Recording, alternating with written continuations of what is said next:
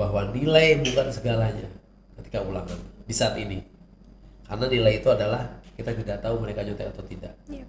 Tapi nilai adalah melatih diri agar menjadi orang yang jujur.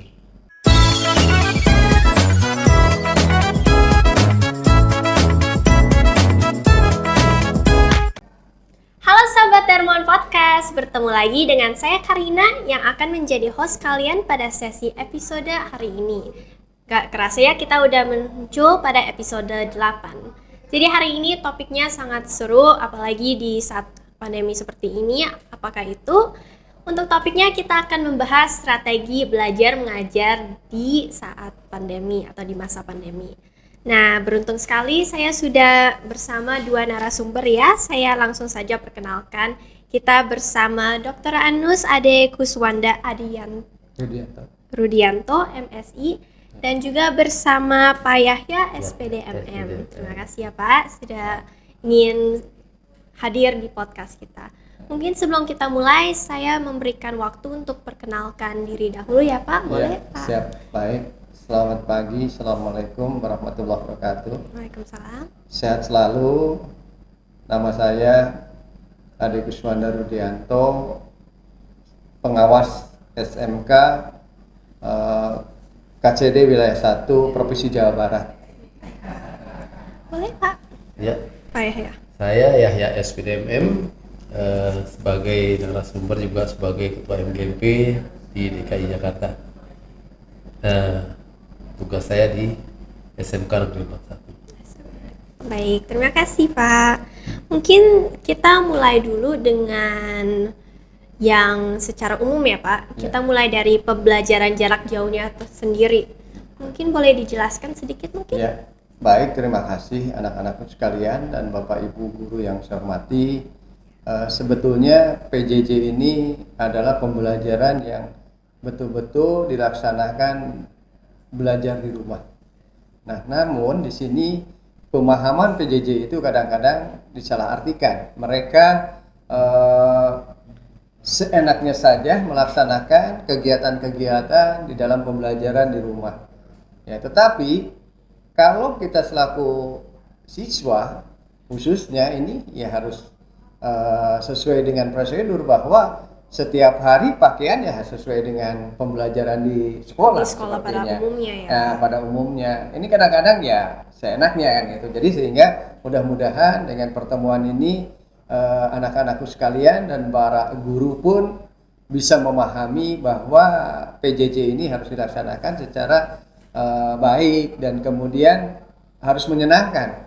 Ya, pembelajaran harus menyenangkan begitulah. Jadi kita harus serius tapi juga tetap enjoy ya Pak Iya, dengan betul. pembelajarannya. Jadi senang gitulah melaksanakannya. Iya Pak. Kalau untuk pembelajaran jarak jauh ini, dia tuh jamnya apakah diberlakukan sama seperti sekolah pada umumnya atau bagaimana? Ya. Untuk pembelajaran jarak jauh itu biasanya kalau kita menggunakan jam yang pokok, Iya. maka jika pelajaran semua diajarkan dalam 1 minggu itu tidak akan cukup waktunya. Karena biasa komunikasi jarak jauh dengan komunikasi yang dilakukan tatap muka di kelas itu ada perbedaan. Maka paling tidak jumlah jam yang digunakan dikurangi. Bukan mengurangi jumlah jam tapi mengurangi bobot jam. Yang semula 45 menit jadi 30 menit. Tapi tidak mengurangi total jam. Seandainya jam pelajaran tersebut 2 jam, yang semula 45 menit jadi 90 menit, maka jadi 60 menit. Gitu. Nah, kemudian dalam hal pembelajaran tersebut bobot belajar memang tidak ditekankan pada kurikulum, tidak harus mengejar target kurikulum, tapi anak harus mencapai kompetensi khusus yang esensial, yang pokok harus didapati. Begitu caranya. Iya. Jadi sampai mengerti ya Pak. Jangan Betul. kepanjangan juga kelas-kelasnya. Mungkin sekarang kita boleh langsung saja memasuki dari siswa gurunya ya Pak. Iya. Boleh. Mungkin guru bisa bagaimana? Ya, baik pada Bapak dan Ibu guru yang sekarang lagi di rumah, saya menyampaikan ya mudah-mudahan dengan membuat strategi pembelajaran jarak jauh ini harus betul-betul esensial. Jadi membuat suatu pembelajaran yang betul-betul diharapkan anak itu punya kompeten. Ya, jadi bukan kita menghilangkan KD-KD, tetapi bagaimana kita strateginya supaya anak itu bisa menyerap apa yang disampaikan di dalam PJJ ini. Nah, sehingga anak tidak juga dibebankan dengan misalnya banyaknya soal dan tugas yang lainnya. Contoh misalnya untuk pembelajaran sejarah, cukup anak diberikan untuk membaca tentang sejarah, misalnya tentang kerajaan Majapahit atau apa, sehingga dia bisa itu kan. Nah, nanti juga harus memberikan penugasannya itu ya harus betul-betul apa yang telah dibaca oleh anak. Ini jadi supaya bisa nyambung antara teori atau materi yang diberikan kepada pertanyaan-pertanyaan yang diberikan kepada anak tersebut. Baik, Pak. Untuk penugasannya sendiri mungkin lebih baik individu atau kelompok mungkin, Pak? Nah, kalau penugasan itu disesuaikan dengan materi. Kalau di materi itu dibutuhkan untuk kelompok, ya kita dibuatkan kelompok. Tapi kalau itu khusus untuk individu, untuk mengembangkan potensi dari anak itu, ya bisa saja seperti itu. Jadi fleksibel sesuai dengan kondisi materi. Kondisi materi, baik Pak. Lalu dari gurunya sendiri mungkin untuk menyampaikan materinya, apakah lebih baik kelas interaktif seperti lewat Zoom atau Google Meet atau video mungkin Pak? Sebaiknya ya kalau kita lakukan itu kan disesuaikan dengan kemampuan peserta didik nih ya. Kalau kita menggunakan Zoom Meeting bagus, tetapi apakah sudah dipetakan berapa orang siswa kita yang bisa Zoom Meeting? Nah, sehingga dengan demikian kita harus fleksibel dan lihat keadaan, situasi dan kondisi anak-anak kita supaya semua terangkul gitu ya. Semua anak itu dilayani dengan baik, dengan prima gitu. Jadi itu disesuaikan dengan KD yang harus disampaikan pada saat itu. Iya, betul sekali. Karena ada banyak anak juga yang mungkin memiliki kendala ya Pak untuk kelas interaksi. Bagaimana dengan Pak Yahya? Mungkin ada penambahan mengenai apa yang guru bisa lakukan Pak supaya pembelajaran lebih menarik? Iya. Ada tiga langkah guru yang melakukan. Langkah pertama adalah strategi bahan ajar yang disampaikan kepada murid. Pertama, apabila bahan ajar yang merupakan gambaran seperti yang Pak Ade bilang tadi, sejarah segala macam, itu diberikan bahannya membaca. Kemudian apabila siswa tersebut nanti akan mendapatkan pelajaran yang sifatnya menggunakan aplikasi, tapi aplikasi harus juga dilihat jenjang anak tersebut. Seperti yang Pak bilang tadi, harus mampu menggunakan anak tersebut. Ya, yang berikutnya adalah berkaitan dengan bahan ajarnya. Apabila bahan ajar itu perlu penjelasan, maka berikanlah video atau tutorial. Jadi ada penambahan materi juga ya Pak. Tapi kalau yang sifatnya tidak perlu penjelasan khusus, maka saya katakan tadi adalah memberikan bacaan saja. Ada lagi juga memberikan soal. Mungkin soal bisa saja diberikan pada siswa tanpa diberikan pelajaran, tapi soalnya bukan untuk belajar, bukan untuk menjawab, tapi dia untuk men-share. Apabila perlu dia mencari nanti di Google bahan pertanyaan jawabannya. Itu adalah untuk mencari. Tapi soalnya harus mengkerucut kepada maksud daripada materi tadi. Jadi muridnya mencari sendiri ya informasinya begitu. Nah, kemudian supaya murid termotivasi belajar, dia harus diberikan penilaian. Jangan sampai lupa guru menilai. Lalai katakan beberapa kelas dia mengajar, satu kelas tidak ternilai, maka ada murid itu nggak dinilai nih, segerlah gitu. Akhirnya apa?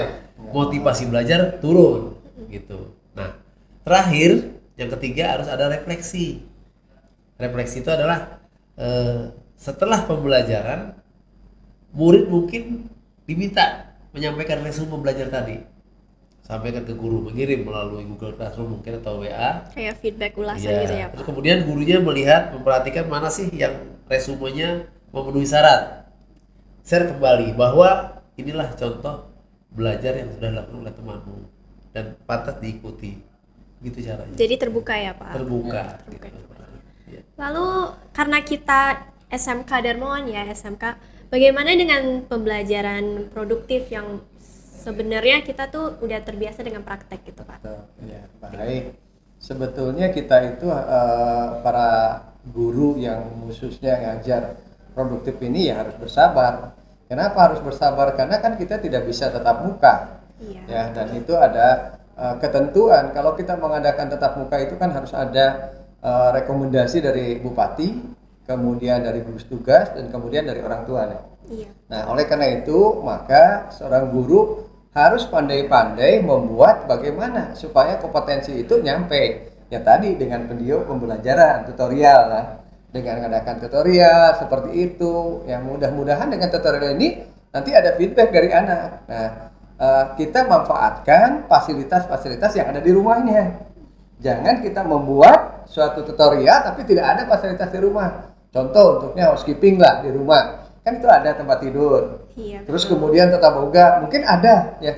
Cuman caregiver mungkin bisa saja bisa dilakukan. Gimana merawat ibu neneknya mungkin. yang segala macam kan bisa itunya segala macam.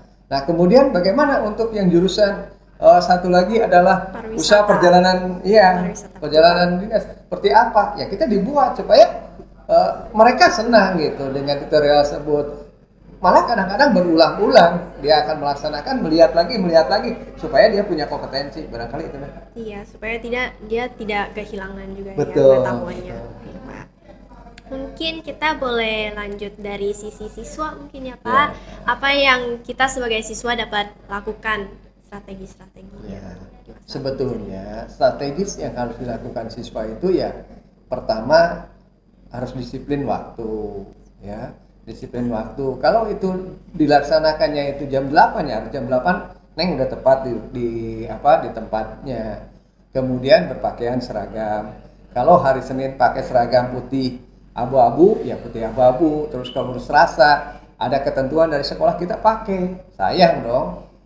Punya seragam tidak dipakai-pakai kan? Iya, Walaupun kita belajar di rumah, tetap kita itu punya kepedean bahwa kita harus seperti itu, sehingga karakter ini ya akan terus berlanjut gitu. Nah, jadi saya berharap kepada anak-anakku sekalian yang Bapak cintai dan banggakan, ya tolonglah kita ikuti prosedur tata tertib yang dikeluarkan oleh sekolah, sehingga pada saat kita pembelajaran itu menyenangkan.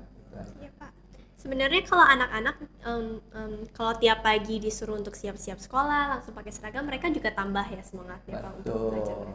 Jadi kalau anak dibiasakan bangun pagi, jadi jangan sampai dengan adanya COVID ini mereka jadi malas. Ya, yang biasanya bangun pagi malah bangunnya siang. Tapi kalau sudah diatur komitmen pada dirinya itu disiplin, ya insya Allah itu tidak akan menjadi kendala. Akan terbiasa. Ya. Gitu ya. Bagaimana dengan Pak Yahya? Iya. Untuk murid kebiasaan bangun pagi itu merupakan suatu bentuk perilaku yang memang harus dibiasakan di bangsa kita. Kenapa? Kalau kita biasakan bangunnya siang, terus belajarnya mulai jam 8 katakan, itu bisa merubah perilaku anak. Jadi anak yang biasa itu pagi-pagi bangun, nanti ketika pandemi selesai, mereka nggak bangun pagi lagi. Iya, jadi siang lah, akhirnya terjadi. Pun di sini mereka kan ada ibadah juga. Iya. Habis subuh dia olahraga mandi, siap belajar. Itu bagus. Bahkan harusnya orang tuanya diminta memfilmkan melakukan ibadah atau tidak pagi hari, atau perilaku menjelang belajar, bersihkan lingkungan belajarnya harus ada. Itu dilakukan film oleh orang tuanya agar dikirimkan ke pihak guru mengumpulkan itu. Katakan sebulan satu kali dari guru A, sebulan satu kali dari guru B, kan semua guru tuh 16 mata pelajaran, berarti 16 kali ada film yang demikian, agar anak itu terbiasa bangun pagi. Jangan seperti ini kan, seakan-akan pandemi ini gangguan kepada kehidupan di rumah. Enggak, di rumah tidak ada perubahan, tetap kondisinya ada, bahkan harus bangun pagi agar sehat, dan sikap perilaku pelajarnya masih tetap dipegang oleh mereka gitu. Jadi Bapak tadi bilang ada kerjasama ya mungkin kerjasama dengan orang tua dengan betul.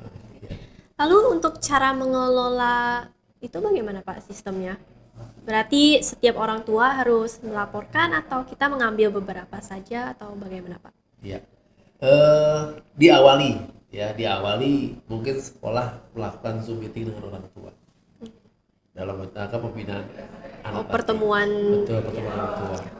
diajarkan agar dia nanti memfilmkan atau memfoto.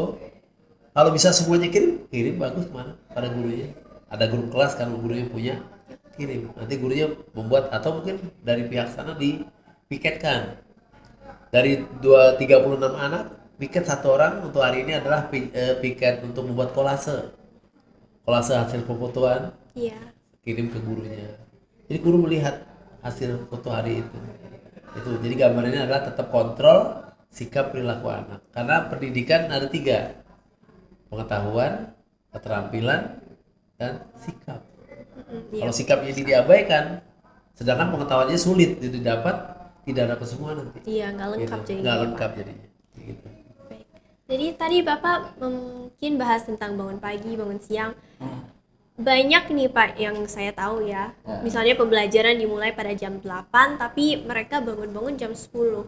Kalau sudah terjadi begitu, kira-kira apakah harus ada konsekuensi atau bagaimana Pak supaya anaknya jadi tertib lagi? Baik, jadi sebetulnya diawali tadi Pak Yahya udah mengatakan harus ada Zoom meeting dengan orang tua, ya sosialisasi bahwa harus dilakukan seperti ini. Jadi tadi kerjasama dan segala macam. Dan untuk kontrolnya itu para wali kelas.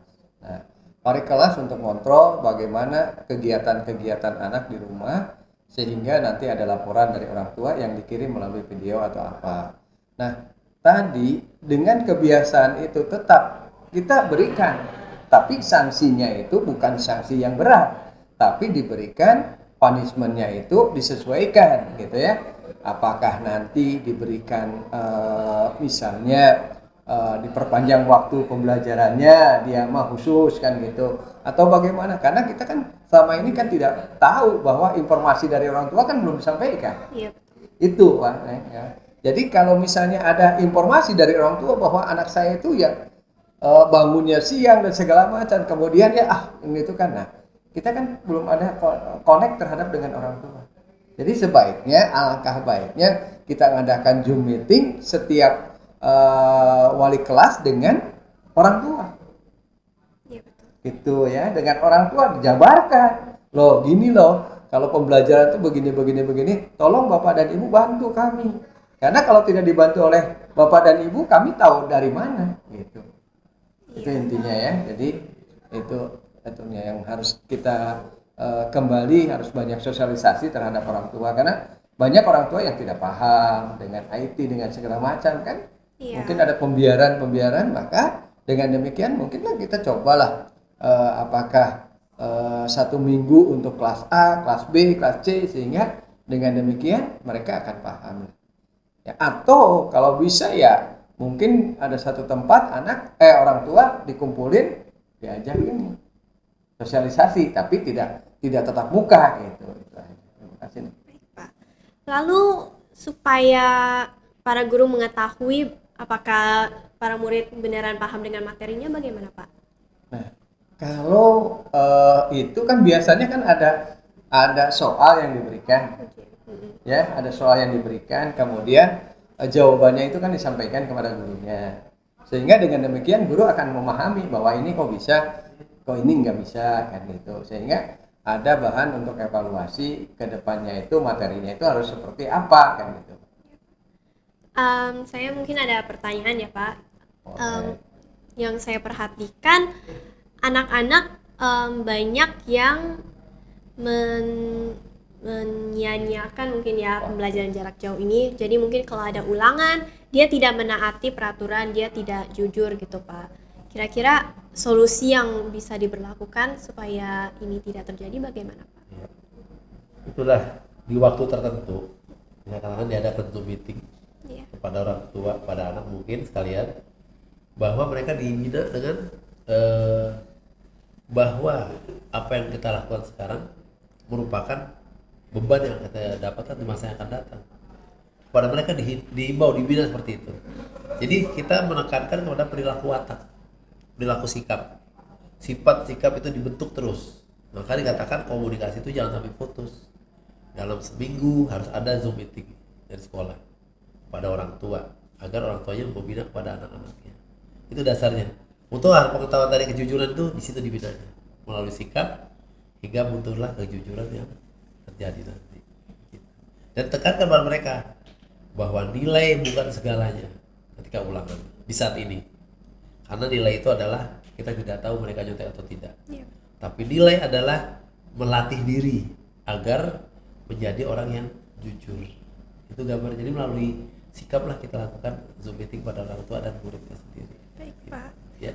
Jadi kita sudah membahas tentang pembelajaran materi biasa ya Pak. Tapi ketika kita di sekolah kan kita nggak hanya materi saja Pak. Kita mungkin ada ekstrakurikuler, ada upacara bendera. Bagaimana kita bisa masukin itu ke dalam pembelajaran jarak jauh juga Pak? Sementara waktu ya untuk ekstrakurikuler kita ya tidak bisa dilaksanakan ya, tapi mereka kan sudah punya hobi masing-masing. Iya. Nah dari hobi masing-masing mereka ya, kalau misalnya dia futsal, ya dia mungkin latihan di rumah. Tapi itu ada kirim videonya gitu ke wali kelasnya sebelah bahwa dia itu betul-betul latihan itu. Kalau bulu tangkis dia melakukan lah, walaupun dia latihan-latihan begitu aja ya, itu akan dihitungkan. Nah sehingga mereka akan terlatih di dalam kebiasaan-kebiasaan tersebut. Gitu. Jadi bisa dikembangkan sendiri di rumah Betul, juga ya Pak. ya. Jadi jangan kalau tidak ada ya udah nggak. Tapi kita harus kembangkan sendiri. Siapa tahu dari dia melihat tutorial di YouTube misalnya dia akan lebih berkembang menjadi atlet nantinya harapannya. Tuh, Pak. Bagaimana untuk upacara benderanya Pak? Nah, kalau upacara bendera mungkin kan ini harus lengkap ya. Harus lengkap dengan perangkatan segala macam. Tapi mungkin dengan misalnya dia menyanyikan lagu Indonesia Raya lah, ya, terus berpakaian seragam dia menyanyikan lagu Indonesia Raya, kemudian di depan, kemudian dengan cara itu bisa melakukan seperti itu untuk upacara bendera, karena kan kita melakukan upacara bendera itu kan harus lengkap, ya, harus lengkap dengan komponen-komponennya, dengan benderanya segala macam. Ya kita untuk selama ini ya kita coba anak itu pakaian seragam khusus misalnya hari Senin, kemudian dia apakah dia menyanyikan lagu Indonesia Raya atau lagu-lagu nasional seperti itu. Supaya masih ada untuk ya Pak menjiwai gitu ya. sikap nasionalisme. Nasionalisme. Baik Pak, mungkin sebelum kita mengakhiri, apakah ada yang Bapak ya ingin tambahkan mungkin? Baik, dari guru kita katakan bahwa kemampuan atau segala hal yang ada dalam murid itu murid sendiri yang membinanya, yang membinanya mereka sendiri. Guru hanya memfasilitasi. Jadi kalau seandainya guru harus memfasilitasi dengan cara sedemikian rupa agar dan muridnya sebagai tanggung jawab untuk kepentingan diri sendiri, maka dia harus belajar membawa tanggung jawabnya itu kepada kepentingan dirinya sendiri dengan cara belajar yang baik.